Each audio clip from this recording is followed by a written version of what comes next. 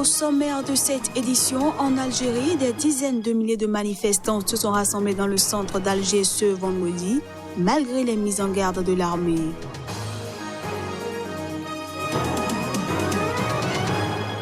Au Zimbabwe, des médecins et infirmières sont descendus dans la rue de la capitale Harare pour exiger la remise en liberté immédiate d'un de leurs responsables syndicaux.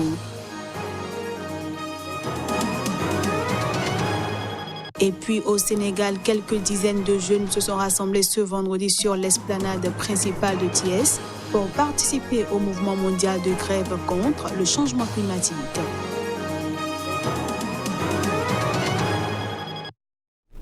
Voilà ainsi présenté l'ossature de cette édition. Bienvenue à tous.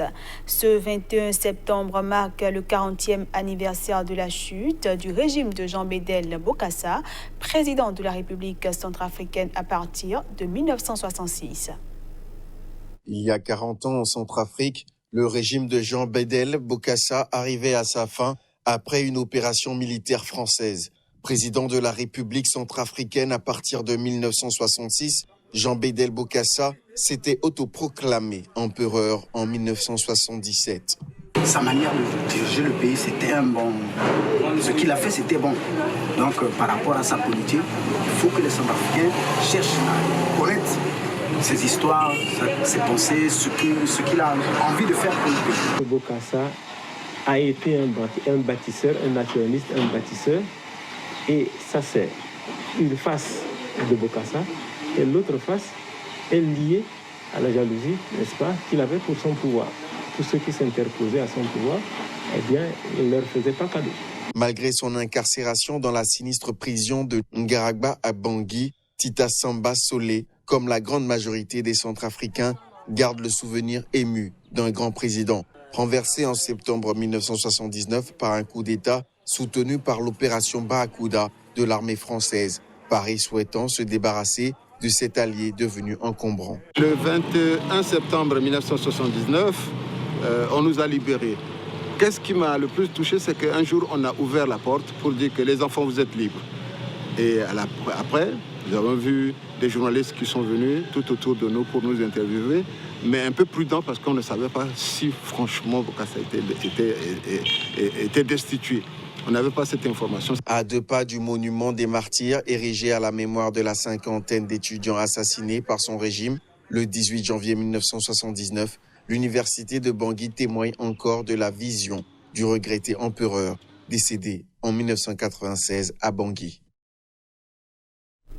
En Algérie, la contestation se poursuit avec, comme pratiquement tous les vendredis, une manifestation dans la capitale. Ce vendredi encore, des dizaines de milliers de manifestants se sont rassemblés dans le centre d'Alger.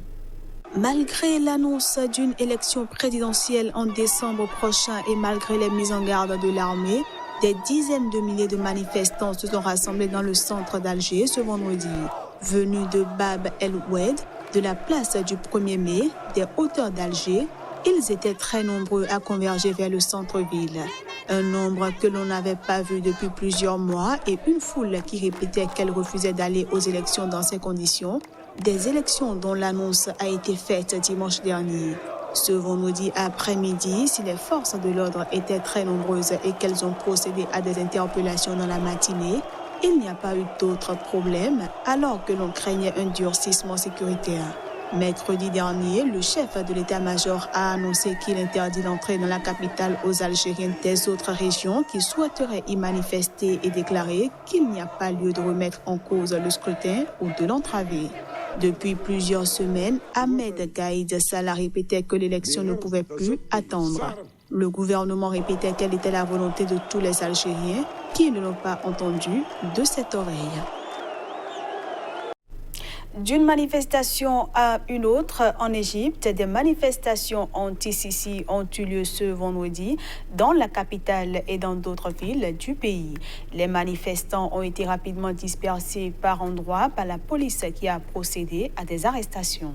Plusieurs personnes ont été arrêtées vendredi au Caire alors qu'elles manifestaient pour exiger le départ du président Abdel Fattah al-Sisi. Il s'agit pour la plupart de manifestations anti-Sisi de petite ampleur, rapidement dispersées à Alexandrie, dans le delta du Nil, ainsi qu'à Suez. Au Caire, des témoins ont assisté à 5 arrestations pendant le rassemblement organisé de nuit sur la place Tahrir, au lieu de la révolution de 2011 qui avait abouti au renversement du président Hosni Moubarak. Les manifestations de vendredi faisaient écho à des appels lancés sur les réseaux sociaux, émanant notamment d'un homme d'affaires égyptien en exil, Mohamed Ali. Depuis l'Espagne, cet entrepreneur de la construction a publié plusieurs vidéos virales appelant au renversement de Sisi et des militaires qu'il accuse de corruption. Pourtant, les manifestations antigouvernementales sont interdites en Égypte en vertu d'une loi adoptée en 2013 après le coup d'État militaire dirigé par le général Sisi contre le président islamiste Mohamed Morsi. Depuis ce coup d'État, le régime égyptien mène une répression sans merci contre l'opposition, emprisonnant des milliers d'islamistes, activistes de la société civile ou encore des blogueurs.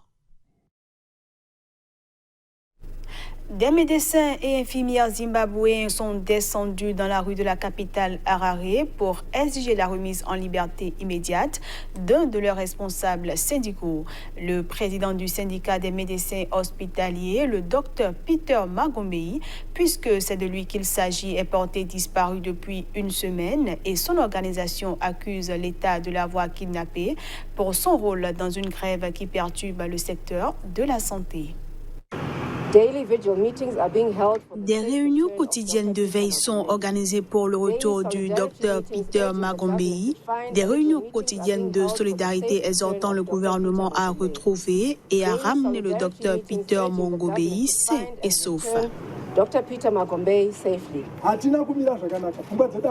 Nous ne sommes pas sereins. Nous ne savons même pas s'il est vivant ou ce qui se passe. Tout ce que nous avons entendu tout à coup, c'est que Peter a été enlevé. Tout ce que nous savons, c'est que Peter représentait les médecins au sujet des questions salariales en raison de l'augmentation du coût de la vie. Nous avons seulement appris que Peter a été enlevé et nous vous remercions tous et nous espérons qu'il sera retrouvé vivant.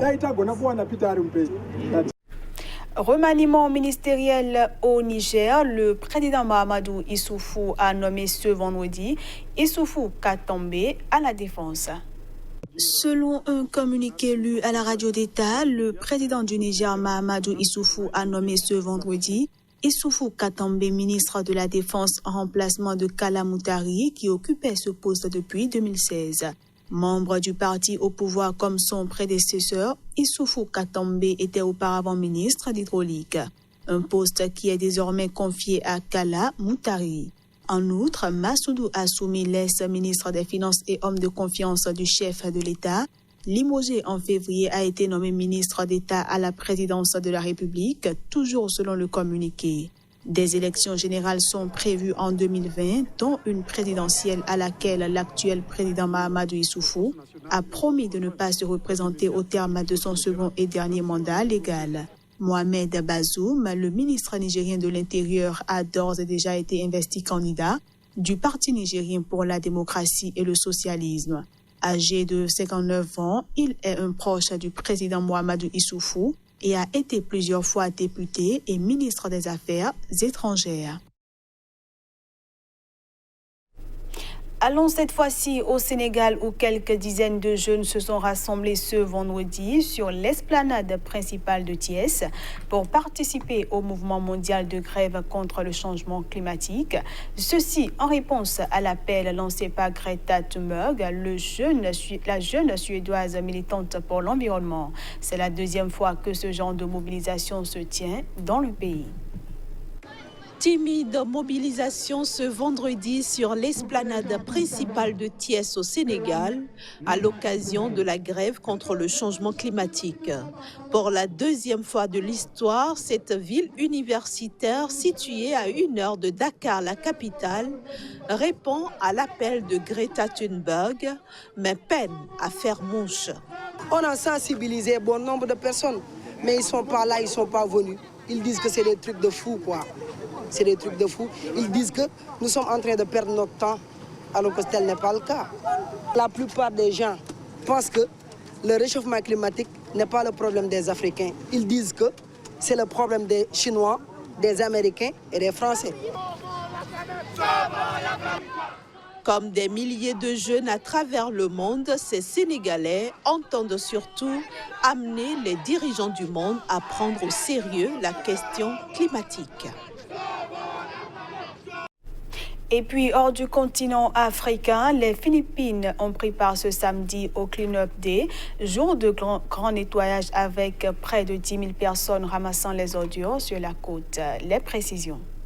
Au lendemain d'une manifestation pour le climat qui a réuni plus de 4 millions de jeunes dans le monde, des milliers de personnes ont ramassé ce samedi à travers l'Asie des détritus dans le cadre de la Journée mondiale du nettoyage de la planète.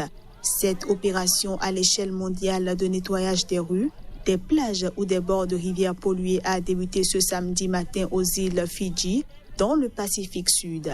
Des bénévoles ont parcouru les plages situées à l'ouest de la capitale Suva à la recherche de déchets, de pneus ou de pièces de voiture. Sur la célèbre plage de Bondi à Sydney, les bénévoles ont ramassé dans le sable des mégots de cigarettes et des bouts de plastique. Près de Manille, environ 10 000 personnes ont rempli leurs sacs poubelles sur une longue plage située le long d'un cours d'eau très pollué.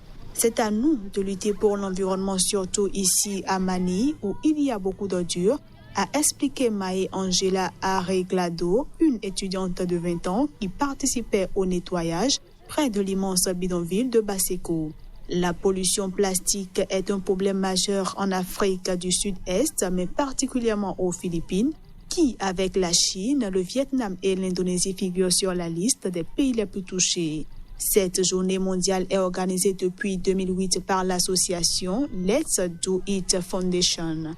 En 2018, plus de 17,7 millions de citoyens à travers 157 pays avaient participé à cette opération dont l'objectif est de mettre en relation et responsabiliser les citoyens et les organisations afin de garder la planète propre, selon le site internet de Let's Do It.